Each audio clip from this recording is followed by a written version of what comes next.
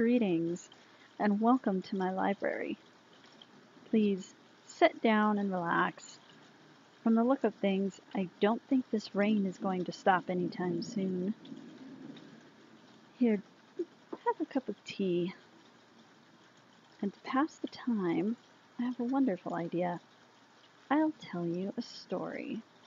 I have a wonderful selection from my library picked out. So just relax and enjoy. It was a warm summer day. Jeremy and his best friend James were playing by the brook in the woods that skirted their hometown, horsing around as young boys do, and having a good time. They splashed each other and ran amongst the trees, climbing them and swinging from the branches. Jeremy was 12 and had sandy brown hair and inquisitive brown eyes. James had darker hair than Jeremy and green eyes. He was 13. The two had known each other since they were 1 and 2 respectively. After a while, they decided to lie in the grass to rest for a few minutes. As they lay in the grass, they listened to the sounds of the woods around them. The water babbling in the brook, birds chirping as they flew through the trees, the cool breeze rustling the leaves in the trees making a sound like wind chimes. Summer vacation was slowly drawing to a close, and so was Jeremy's time in his hometown. Jeremy's father had taken a job in another state. He was some kind of executive for a manufacturing company and had accepted a transfer, which meant more money, but it also meant a move and Jeremy leaving his home and friends behind.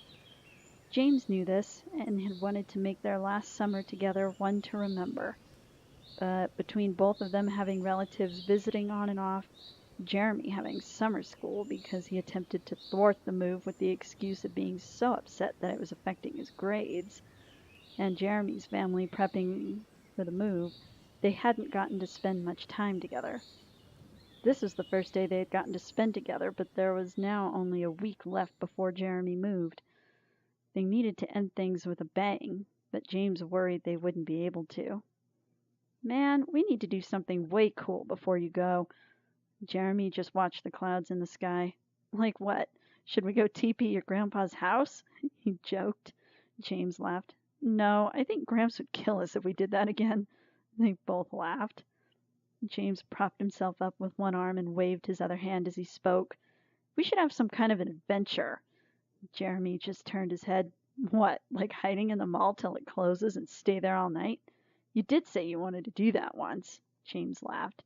"That was when I was a kid. That was 3 months ago." James ignored Jeremy's remark. "I mean, we should do something exciting, like find a buried treasure." "Yeah, we could split the gold and I could use my share to help my parents so we wouldn't have to move." James nodded. "Yeah, then I'll use my share to build us an awesome clubhouse full of all the best snacks and sodas, and we'd have a big screen with Blu-ray, and there's just one problem." Jeremy cut him off. "What? We could totally have satellite and PS4, and do you know where to look for a buried treasure?" One question was all it took to bring James down. "No." James sighed and looked up at the clouds. "It's a nice thought, though." After a while, the two got up and started to head back home. As they walked, James continued to come up with ideas for their last adventure. "What about a camping trip?"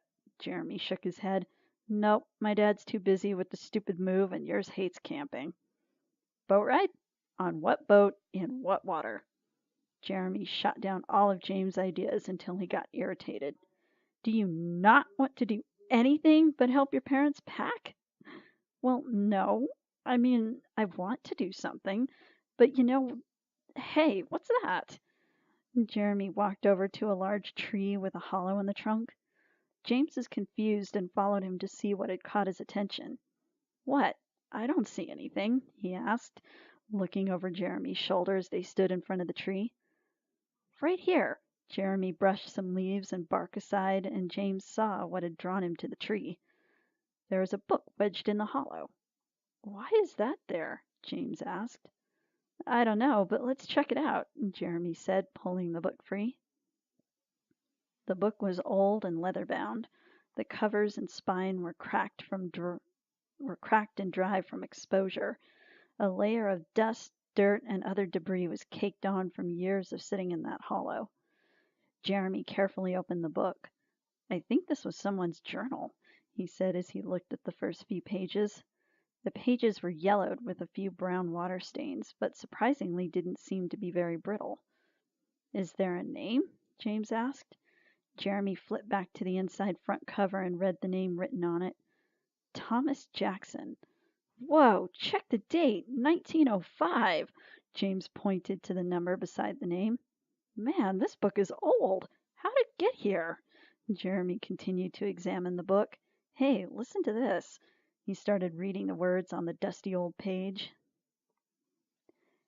May 28th, 1905. My brother Willie and I are setting out to explore these woods today. Folks around here say that a witch lives in a cabin in these woods. We ain't seen her, but Willie says we're going to find her, or her cabin at least. Jeremy and James looked at each other with wide eyes. Jeremy was the first to speak. "Well, I think we found our adventure." "I think so," James agreed. "Let's read some more and find the witch." Jeremy nodded and continued reading. "Willie said we should ask around a bit before we go looking.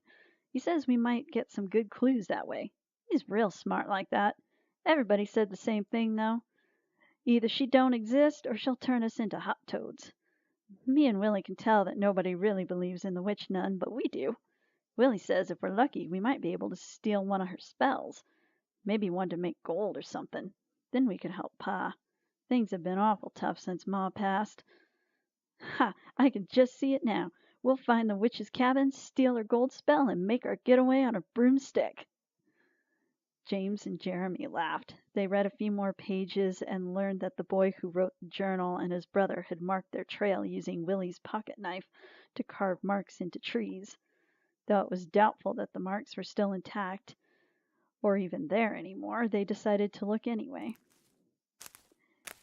They spent most of the afternoon searching and having no luck finding any marks, all the while going deeper into the forest. Soon Jeremy realized something very important. James? Which way do we go to get back?" James looked over his shoulder at Jeremy. "Why? I mean, we can just retrace our steps and we'll be back in no time," he said confidently. "Really? Okay, then, which way did we come from?" James stopped and turned around, looking slowly and carefully at the woodlands around him, his confident grin slowly starting to fade away. "We came from that way, right?" he asked, clearly unsure and making a guess. Jeremy crossed his arms. "You don't know which way we came from, do you?" "Well, well, what about you? Do you know which way?" James snapped in his own defense. "Why did you even bring it up anyway?" "Because, dingus, it's going to get dark soon and we don't have flashlights," Jeremy responded, slightly annoyed. James sighed. "Let's just keep going. Sooner or later we'll get out of these woods," James said as he turned to start walking again. "Hold on." Jeremy put a hand on James' shoulder. "Maybe we should just stay here." James looked at him incredulously. "Why?" "Because our parents will probably come looking for us or send somebody. If we stay put, it would make it easier for them to find us." James shook his head. "No, if we keep moving, it'll be better because we may get back quicker or meet up with anyone who's looking for us." This time Jeremy shook his head. "No, we should stay put and conserve our energy." "Heck no, I'm not going to sit around and wait for Jason or whoever or whatever is lurking in these woods to get me," James said stubbornly. "Okay, firstly, Jason isn't real, and secondly, let's at least get a bit of rest before we move on." James agreed to Jeremy's compromise and the two sat down on a log. Jeremy decided to read the journal while they rested and gently opened the old book and read aloud. May 29th, 1905. "We found it! We found it! Willie and me found the witch's cabin. It was just sitting there in a clearing in the woods. Willie left a hat on a tree to mark the place and scurried home before Pa got too worried. We planned to come back first thing in the morning." "So he left a hat?" James asked in confusion. "How would that be a marker? Wouldn't it just get blown away if the wind picked up or be moved by a wild animal?" he continued as he stood up. Jeremy nodded, and as he did, he put a hand on the log as he started to get up. Well, wait, what's this? He felt something strange on the log and moved his hand and wiped away the moss and debris from the spot. And there, carved deep into the wood of the log, was a triangular shape. I found the hat! What, did you find some moldy old baseball cap? James asked sarcastically as he turned to look at his friend. No, dingus, I found a witch's hat, Jeremy said triumphantly. James looked at the spot on the log and saw a carving of a witch's hat in the log. Now that makes sense. Well, yeah, the journal did say they were marking the trees with Willie's knife. This means that our cabin has to be nearby, James said excitedly. Yeah, if it's still standing, that is, Jeremy added. The two looked around, and it wasn't long before they spotted the cabin. James saw it first and called to Jeremy. Hey, over here, I found it. Jeremy came over to where his friend was, and they looked at the decrepit building in the waning sunlight. Beams of light from the setting sun stretched across the collapsing roof, highlighting the jagged outline of the crumbling brick chimney. The building was clearly losing the battle against time. The boys cautiously drew closer, getting a better look at the building.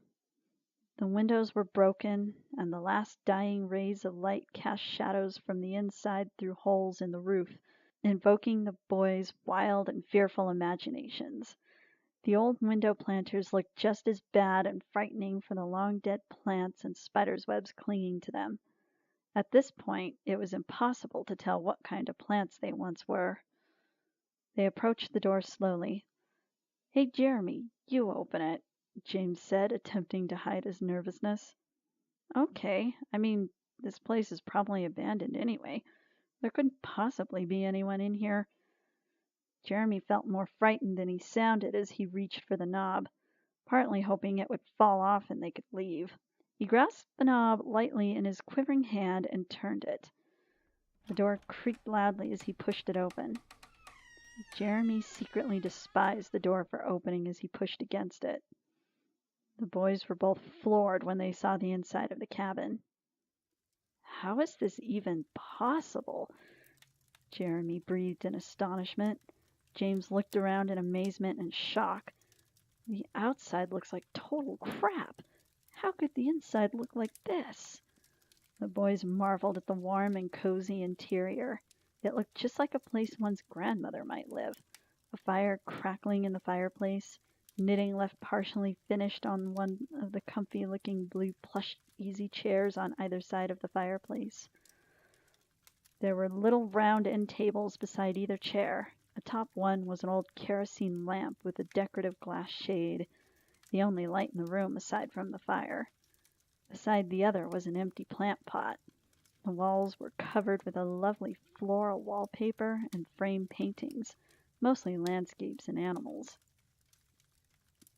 As the boys took in the scene, Jeremy noticed something that frightened him. The smell of a fresh baked pie began wafting through the air. James, do you smell that? He whispered. Yeah. Is there seriously someone here? James whispered back as they looked at each other, silently agreeing to leave. As they started for the door, they heard something even more frightening. A voice softly singing, Ring Around the Rosie. The voice sounded like an old woman, like a grandmotherly type old woman. James and Jeremy fumbled for the door as they heard footsteps approaching and the voice getting closer. Jeremy, we gotta get out of here fast. The witch is gonna get us, James whispered in a panic. I know. Open the door, Jeremy whispered back, just as panicked as his friend. James tried to open the door, but found the door, which had seemed to be barely hanging on the hinges outside, was now very sturdy and refusing to budge. It won't open. James tried and tried, but the door wouldn't move an inch. Are you sure? Jeremy asked, the fear clear in his voice. Yes, James spat back. Oh my, it's been quite some time since I last had any visitors. Who might you handsome young boys be? An elderly woman's voice came from behind them. They froze in fear for a moment upon hearing the voice.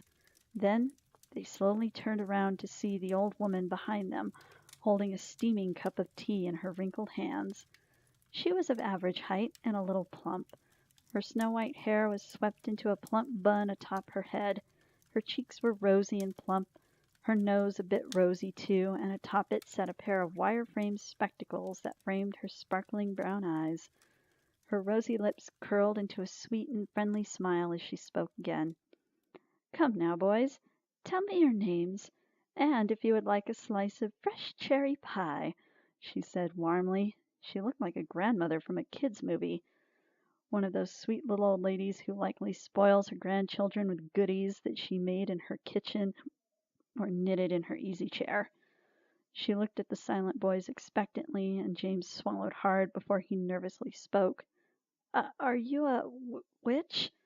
Are you?" She laughed sweetly. "Of course not, dearie. So many people still believe the old stories of a witch living in these woods. But this house looks so—" Jeremy started, only to be cut off by the woman. "I really haven't done a good job of maintaining the exterior of this old house. Some day I'll have my errand girl call someone to fix the place up." She smiled kindly. "Now, who are you two?" she asked again. "I'm Jeremy, and this is my friend James." Jeremy introduced himself and James, who questioned the woman again. "What about the door? It won't budge." She laughed again. "Oh, that door's always getting stuck. I think it keeps snagging on the frame. Heaven knows the thing is in sore need of repair," she explained as she took hold of the knob with her free hand, pulling up and inward at the same time, almost straining herself in the process, and managing to open the door. "See, this old house is falling apart, but bless each timber in these walls. I love the place dearly," she said as she closed the door again. She turned back to the boys. "So, now would you please answer my other question? Do either of you want a slice of pie?" she asked sweetly. James and Jeremy looked at each other, silently discussing it before turning back to the woman. Sure, I guess," James said. "Me too. And do you have a phone? We're kind of lost and our parents are probably worried about us," Jeremy said, feeling a little better after seeing her demonstrate the door, though seeing the strain it put on her made him feel a little bad about making her open it. "Yes, I do have a phone, but tell me, I thought all you youngsters today had those cellular phone things." "My dad said I can't have one until I turn 13, Jeremy explained. "I got mine taken away 'cause I got grounded," James shrugged. "I see. Those things are beyond me," she laughed. "I'll get you some pie," she said. She pointed to the easy chairs, and the boys sat down as she walked back into the room to the left, which they assumed was the kitchen. "She doesn't seem like a witch," Jeremy whispered uncertainly. James nodded. "She could be a witch. Just 'cause she looks like a sweet old granny doesn't mean she's not a witch." "Then why did you say you wanted some of her pie? If she's a witch, it could be poisoned." Jeremy shot back quietly. "Hey, you said you wanted one too." James raised his voice a little over a whisper. "Shh!" Jeremy hushed him, putting a finger to his lips. "Let's see if the journal says anything about her. If she is the witch, then she could easily be over 100 years old." Jeremy started to open the journal, but just then the woman came back. "Here you boys are," she said merrily as she handed them each a small saucer with a delicious-looking slice of cherry pie on it. They eyed the pie suspiciously, silently debating whether or not to eat the slices of pie. "What's wrong, boys?" she asked them, looking at them curiously. Jeremy started, unsure of what to say. Jeremy wasn't sure if he should say anything about her being a witch, because she had seemed to prove that it wasn't so, and he didn't want to offend the kind woman if she really wasn't a witch. "Well, we were just wondering if—" James was cut off by a stern look from Jeremy, who was afraid of eliciting her wrath, witch or not. He didn't know what would happen if they made her mad. She might kick them out, or she might make them into her next pie. And she didn't need to be a witch to do that. Jeremy would prefer getting turned into a toad or something if she was a witch.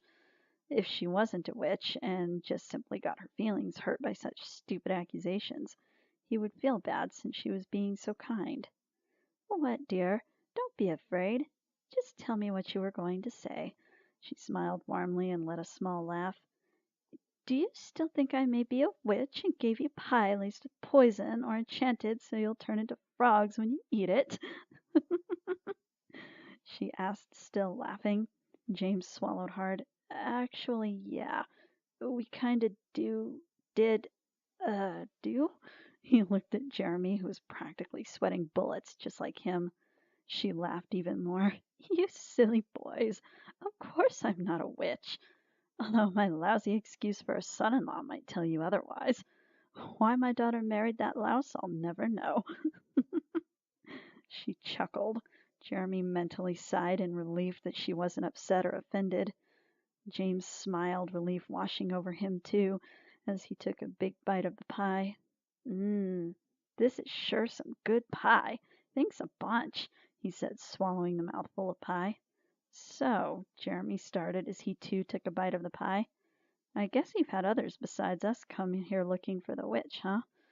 He asked as he continued to eat his pie. Oh my, yes, she said. There's been several over the years. Silly kids looking for some adventure on a slow summer's day, I suppose. The boys soon finished the pie slices and she took the saucers. Thanks for the pie. Hey, come to think of it, you didn't tell us your name, Jeremy said, now realizing they didn't know the kindly woman's name. Oh, how rude of me not to introduce myself. My name is Millicent, Millicent said as she took the saucers. Would you boys like some milk to wash down the pie? She asked. Sure, thanks, Millicent, James piped up. Thanks, Millicent, but we do need to call our parents, Jeremy said. Millicent smiled. Of course, boys, after you finish your milk, she said as she walked back into the kitchen. A few minutes later she returned with 2 glasses of milk, which she handed to the boys. Thanks, they both chirped as they took the glasses and began to drink the milk. Jeremy handed his glass to Millicent after he finished. Can we call our parents now? He cut himself off with a yawn. James yawned as he set his glass on the table beside the chair. Oh, goodness, you boys are just exhausted, aren't you? She said as she took James' glass from the table. Why don't you two just take a nice nap? But we need to get home. Jeremy trailed off, fighting back the sudden drowsiness that was trying to overcome him. James slowly nodded as he too fought off a sudden drowsiness. We should call my dad and Jeremy's parents. Mom will be worried, James said through the grogginess. Millicent smiled sweetly. Not to worry, dear. I already called your parents, and they should be here soon. You boys just rest until they get here. You're both so tired, she said reassuringly. James tried to stifle another yawn. Okay, sounds good, he said, eyelids starting to feel far too heavy. Jeremy, too, started to nod off. Through the ever-increasing sleep-induced fog, his mind screamed at Jeremy one undeniable fact that made his blood run cold. They had never given Millicent their phone numbers. She couldn't have possibly called their parents, and they were not on their way. As that thought passed through his mind, fear rapidly began coursing through his body, adrenaline desperately trying to fight off whatever Millicent had given them. She had to have drugged them with something. It was the only explanation for their sudden drowsiness. James, James, he tried to call to his dozing friend. What's the matter, dear? Millicent asked. Huh? What? James looked around, trying to fight the sleep. We have to get out of here. She is a witch. Jeremy forced out the words. Then it hit James. Millicent had drugged them. Fear filled James' body just as it had Jeremy's, as his mind processed those words through the sea of drowsiness. Millicent sighed. I told you, boys, I'm not a witch. She was cut off by another voice coming from another room neither boy had seen before. Oh, Millie, sweet Millicent, the voice cooed, or rather attempted to coo. The voice was raspy and shrill, like an old cat hissing and spitting in a blender. "You messed up again." The voice drew closer. Both James and Jeremy struggled against the bonds of the sleep that was trying to take them, quite possibly to their demise. The boys forced their heavy eyes to focus on the dark figure that was drawing closer to them. It was another old woman. This woman was hunched over, using a gnarled wooden cane that she held in her gnarled hand to hold herself upright. She looked ancient next to Millicent, wearing a tattered black dress that looked like it was possibly from the early 20th century or late 19th century. Her thin, wispy gray hair was falling out of a bun on the back of her head. Several strands that seemed to be barely clinging to her scalp hung on either side of her face. Her eyes seemed to be dull and lifeless, yet dark and hollow. The orbs were sunken deep into the sockets, and her cheeks were also deeply sunken into her skull. Her hands were almost skeletal as well. All of this gave her the appearance of being a skeleton barely held together by a thin layer of lingering flesh. The ancient skeletal woman stopped and stood beside Millicent. "You should have asked the number before claiming to call their parents," she rasped. "I'm sorry, sister, I forgot to do that. I thought they might have been too sleepy to realize." Millicent apologized to the woman. The woman moved closer to the boys and looked them over. As she drew her face close to each of theirs, she studied their drowsy yet fearful eyes while they studied her face. Her nose was crooked and narrow, her eyebrows non-existent, and her jaw seemed crooked. Her chin sported a large mole with a few hairs growing out of it, although her most defining features were her breath and skin. Her breath was hot and rancid, like the breath of a corpse, of something dead, if something dead could breathe. Her skin was dry and leathery, but it was the tone, not the texture, that was most horrifying. It wasn't just pale like that of someone who lived under a rock. It was gray like a corpse. This woman wasn't just skeletal. She was practically a living corpse.